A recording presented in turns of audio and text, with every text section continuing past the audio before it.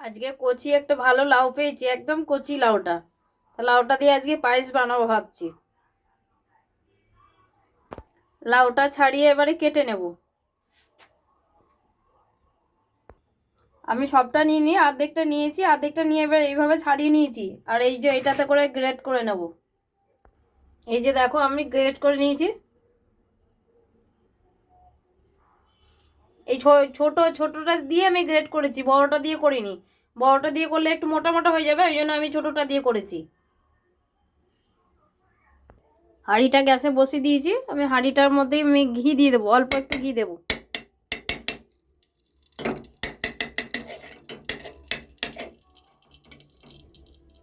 এই যে লাচ্ছা আছে, লাচ্ছা আমি দুটো দিয়ে দেবো।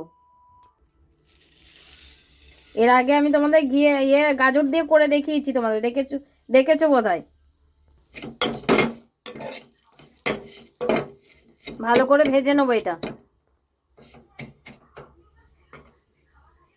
এটা আবার হালকা হালকা ভাজা হয়ে গেছে। এবার আমি এটা লাউটা দিয়ে দেবো।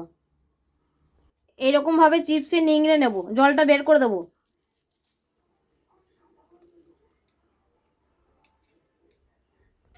সবটাই আমি দিয়ে দিয়েছি, এর মধ্যে চিপসে নিংড়ে দিয়েছি, একবারে লাউয়ের জলটা বের করে ফেলে দিয়েছি। এবার এটার সঙ্গে ঘিয়ের সঙ্গে ভালো করে এটা ভেজে নেব। সুন্দর একটা ভাজা গন্ধ বেরোচ্ছে, ঘি দিয়েছি, এত সুন্দর ভাজা গন্ধ বেরিয়েছে ঘি দিয়ে। খুবই ভালো গন্ধ বেরিয়েছে। তো ভাজা আমার হয়ে গেছে। এই যে 500 প্যাকেট যে দুধগুলো হয়, ওইটা 1 প্যাকেট দুধ আছে পুরো, ফুটিয়ে গরম করে রেখেছি। এবার দিয়ে দেবো দুধটা।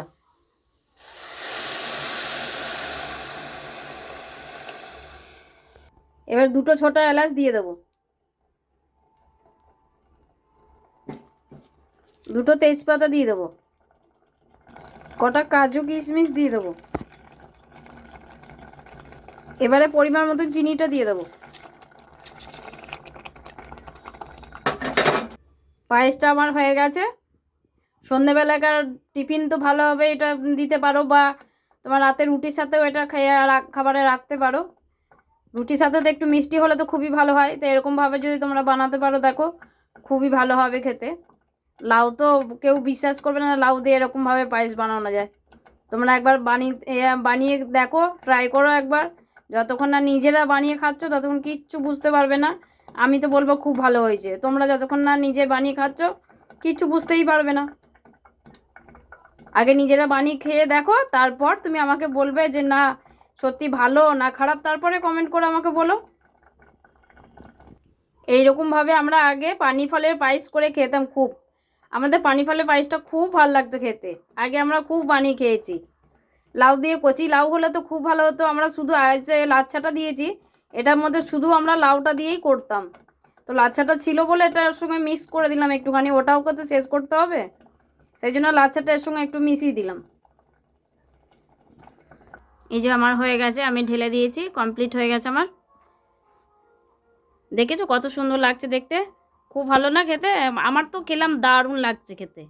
আমি ঢালার সময় দেখলাম 1 চামচ খেলাম, এত সুন্দর লাগছে। কেউ বলতেই পারবে না এটা এটার মধ্যে লাউ দেওয়া হয়েছে, লাউয়ের পায়েস। কেউ বলবে না। তোমরা বানিয়ে খেয়ে দেখো একবার।